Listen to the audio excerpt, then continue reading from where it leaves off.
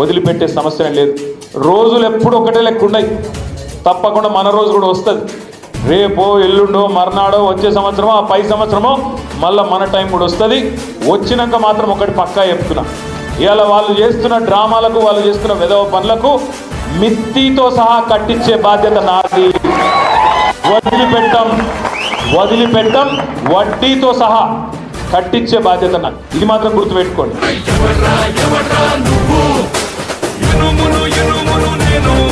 నన్ను కాల్చితే కష్టవుతాను.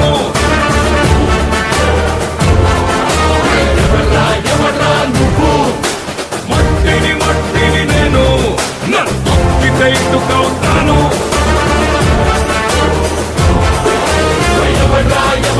నువ్వు రాయిని నేను గాయం కాని చేశారంటే ఖాయంగా దేవుణ్ణవుతాను.